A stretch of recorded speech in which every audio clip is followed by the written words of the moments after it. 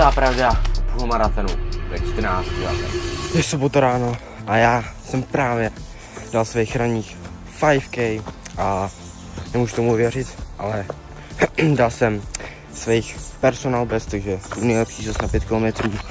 Musím si sednout. Ani jsem to naplánoval, chtěl jsem dneska dát easy běh, ale prostě jsem se rozběhl a běžel se mi dobře, všimnul jsem si, že běžím dobrým tempem a najednou byly 2 km a tak jsem si řekl, let's go kámo, dáme personal best na 5 km. A čas je nějak, teď nevím, ale nějak kolem 25-40, takže po 26 minut a za týden bych to chtěl dát pod 20 minut. Každopádně to když tak nějak minut videu. Teď se chceme bavit o půlmaratonu. Mám tam od vás nějaké otázky, na ty se pak zodpovíme, ale teď tady bych si chtěl pobavit o tom, že ten půlmaraton, hodně lidí mi prostě psalo, že je to blbost to běhat prostě ve 14 letech, že si můžu udělat různé věci a tak. Já vím, s tím jsem počítal, ale fakt jsem prostě, když jsem se při tom nějak cítil blbě, tak bych to třeba jako prostě radši přerušil, ale já jsem fakt nic neriskoval, vyšlo se mi fakt dobře a teď jsem taky úplně v pohodě. Ale já mám v plánu prostě běhat dalšího, protože mě to prostě baví. A jako maraton, ten náš jako v 18, ten chápu, že jako v mladém věku tam toho se trošku bojím, protože přece jenom maraton, to už je celkem dost. Půlmaraton to se ještě dá, ale tak no. A chtěl jsem to dát po 2 hodiny, dal jsem 1,59, což bylo těsný, ale nebyl jsem úplně na maximum, moje průměrná tepovka byla 160 a cítil jsem, že jsem mohl běžet víc, takže jsem mohl dát lepší čas, ale já jsem spokojený prostě. Ale na to, že to bylo bez přípravy a nebyl jsem na maximu, tak tenhle rok bych chtěl dát po 1,50 a věřím, že to padne, takže nějaký videa z přípravy určitě budou. Každopádně teď budu mít jiný cíl, ale to si dozvíte brzo.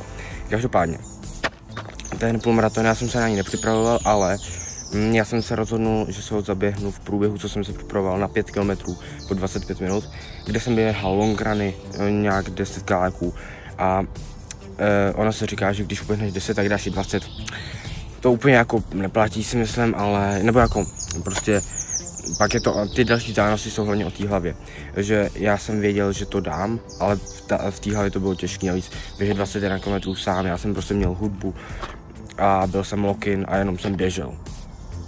Ale v tomhle bych fakt doporučoval každému si dát půlmaraton, jakýmkoliv tempem nebo něco, ale prostě ten boj s tou hlavou tam je úplně mega super. Kvůli tomu by si to mělo hodně lidí zaběhnout, si myslím. Samozřejmě to není pro každýho, bez přípravy na to nechoďte, jo, opatrně, ale doporučoval bych to určitě každému, protože tam je to o té hlavě a prostě si natrénujete to a je to fakt super.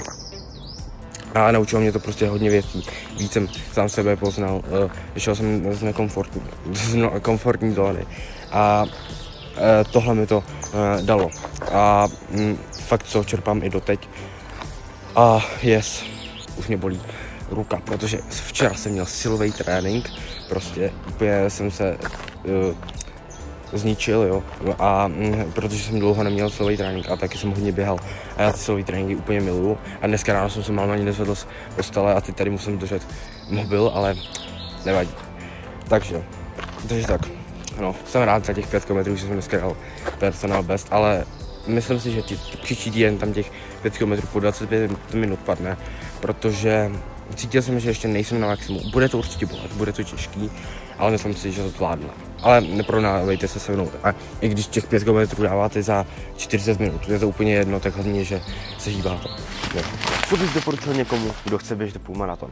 Ale určitě se na to musíš dobře připravit a jak fyzicky, tak i nějak se stravou, a protože že předtím musíš se nějak dobře najíst. Určitě bych ti doporučil, abys běžel s nějakým parťákem, ne sám, protože když poběžíš sám, je to nuda, že jo. 20 km sám, je to nuda. Takže najdi si parťáka, se kterým to poběžíš, budete se navzájem podporovat a pak to bude úplně super, si myslím. Takže tohle bych doporučil. Jak jsi vymyslel trasu? Trasu jsem vymyslel úplně jednoduše, prostě aby tam nebyly moc kopce a byl dobrý terén. Protože když by to bylo hodně do kopce, tak to je blbý. A nějaký špatný terén, tak to je taky blbý. Takže pokud chceš nějakou trasu si vymyslet, tak doporučuji hlavně, aby tam nebyl moc kopce, protože to tam nechceš, že jo. Měl jsi něco na pití během toho? Hele, určitě pití jsem během toho měl, protože během toho tak je důležitý doplňovat prostě elektrolyty a všechny tyhle věci. takže určitě jste měl vodu a pokud chcete běžet půlmaraton, tak taky.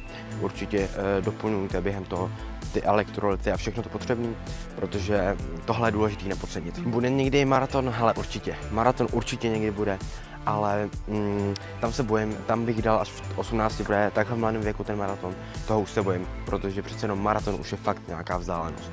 Půlmaraton to se ještě dá, ale maraton už je fakt nějaká vzdálenost, takže to bych si nechal spíš na 18 a v 18 tak pražský maraton, tam prostě padne pod 3:30 bych chtěl dát, ne, ale prostě hlavně to uběhnout a v 18 pražský maraton, bude z toho určitě video, ale je to za 4 roky, to nevím, co bude za 4 roky, každopádně určitě v plánu maraton je. Let's go. Jak jsi se na to připravoval a jak jsi na to získal odvahu? Hele, já jsem se na to připravoval tak, že já jsem neměl v plánu běžet půlmaraton, ale já jsem se připravoval vlastně na závod 5 kilometrový, který jsem chtěl dát po 25 minut a tam jsem běhal long runy v té přípravě na to a ty long runy byly nějak kolem 10 km a to mě připravilo na ten půlmaraton, protože já jsem netrénoval na půlmaraton, ale kvůli tomu, že byl pražský půlmaraton, který jsem nemohl běžet, tak jsem si chtěl zaběhnout svůj a jak jsem na to získal odvahu, tak prostě kamarád mě do toho namotivoval a já jsem ho nechtěl zklamat, že jo. A přišlo mi to jako dobrá výzva, takže chtěl jsem si to vyzkoušet, takže nějak takhle. Přišlo ti to jako nekonečný? Hele, jako já jsem prostě celou dobu poslouchal hudbu, byl jsem takzvaně lock-in a běžel jsem, takže jako nekonečný poslední 3 kilometry, nějak tak, 3-4 kilometry, tak trvalo fakt dlouho, že mi nepřišlo, že to je 1 kilometr, ale prostě několik kilometrů a trvalo to fakt dlouho, takže ke konci to bylo trošku nekonečný, ale ten půlmaraton pro mě ještě není taková vzdálenost, aby ti to přišlo nekonečný, takže bylo to nekonečný, ale až ke konci. Ale dalo se to zvládnout, prostě měl jsem dobrou hudbu a běžel jsem prostě a bylo to fakt super. Jaké používáš boty? Hele, já používám Adidas Duramo Speed, s těma jsem to i běžel, vím, že to nejsou ideální boty na půlmaraton, ale já jsem jiný neměl. Ale bylo to v pohodě s běžet, jako ke konci už jsem poznal, že fakt to není ideální úplně na delší vzdálenosti, ale jak jsou to super boty, stále nějak, myslím 2,5, nějak takhle, ale za tu cenu jsou to fakt jako super boty. Fakt je mega doporučuju a ten půlmaraton dá se to v nich zvládnout, i když to na to není určený. Každopádně prostě jsou to fakt skvělý boty, jakože. Jde to zvládnout za měsíc tréninku?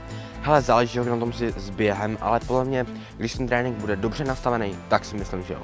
Ale samozřejmě pokud začínáš s tím během, tak za měsíc to fakt nevím, hele, na ten půlmaraton fakt bych to nepodceňoval, dal bych na to dobrou přípravu. Ale když to bude dobrý trénink a už nějak s během si na tom dobře, tak si myslím, že za měsíc tréninku to zvládneš. Jo, ono to jde zvládnout prakticky jako vždycky nějak, ale fakt bych to nepodceňoval, dal bych si na to dobrou přípravu a radši bych to dal za víc než měsíc. Ale když to bude dobrý plán, tak samozřejmě dá se to. Co bych doporučil pro zlepšení času? Hele, pro zlepšení času, tak určitě prostě tak budeš muset běžet rychlejší tempo. Abys běžel rychlejší tempo, tak musíš být rychlejší. Abys byl rychlejší, tak na to jsou dobrý tempový běhy a intervaly. Ono, součástí toho, když se budeš připravovat, tak správný tréninkový plán by měl podle mě mít nějaký easy runy, pak long run, tempo run, to je, že prostě delší vzdálenost, nebo ne úplně nějak delší, ale delší vzdálenost, rychlejším tempem a pak intervaly. A díky těm intervalům a tempo běhu, tak se zrychlíš a když budeš rychlejší, tak budeš mít rychlejší čas. Takže rychlejší čas budeš mít, když budeš mít rychlejší tempo a to tempo prostě postupně budeš zrychlovat, když budeš poctivě trénovat. V jakých botách běžet půlmaraton? Hele, určitě nějaký, který jsou určený na delší vzdálenosti a který jsou pohodlní. To je hlavní, aby se ti v nich běželo dobře, protože když nebudou pohodlný, tak úplně těch 21 km jich nedáš. Takže aby ti byly pohodlný, aby ideálně byly určený na ty další vzdálenosti, protože třeba, jak už jsem říkal já, ty moje úplně na ty další vzdálenosti nejsou a pak ke konci to bylo poznat. Takže pokud ti jsou pohodlný a jsou nějak určený na ty další vzdálenosti, tak super. Jak si připravit na půlmaraton? Hele, ohledně toho nemám moc zkušeností ještě, ale za mě, tak určitě prostě běhat, postupně zvyšovat ty vzdálenosti, které běháš. Protože když pak budeš běhat ty další vzdálenosti, tak tím to natrénuješ. Takže když budeš mít dobře poskládaný tréninkový plán a budeš postupně běhat větší a větší vzdálenosti, tak pak to dáš bez problémů, si myslím. A taky samozřejmě i mentálně dobrý se na to připravit a i nějak s tou stravou se na to připravit. Takže tak, ale jinak ohledně toho víc zatím nechci radit, protože ohledně toho nemám tolik zkušeností. Ale fakt prostě postupně zvyšuj ty vzdálenosti, které běháš a dáš to jak nic, si myslím. Tipy a rady, jak začít s běháním, hele. za mě, tak prostě začni s pár kilometrama, stačí fakt 2-3 kilometry, prostě kolik uběhneš a postupně zvyšovat tu vzdálenost. Ale i když budeš běhat jenom 5 kilometrů, jenom 3 kilometry, hlavně je, že se hýbeš. Ale začal bych s tím tak, že bych začal s menšíma kilometrama, třeba 2krát týdně a postupně to naučil. Let's go, kámo, to je tohle videa všechno. Pokud máš ještě nějakou otázku, klidně napiš do komentářů, já ti na ní odpovím, moc rád ti nějak pomůžu. A určitě to nebyl poslední polomaraton, který jsem běžel. Mám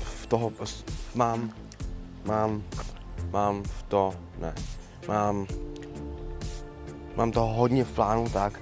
Mám toho hodně v plánu, takže tak, ale teď mám cíl běhání trošku jiný. A pokud to chci vidět, tak mi dej odběr, co nesmeškáš. A měj krásně, kámo, já už to nebudu prodlužovat. Uvidíme se u dalšího videa. Čus.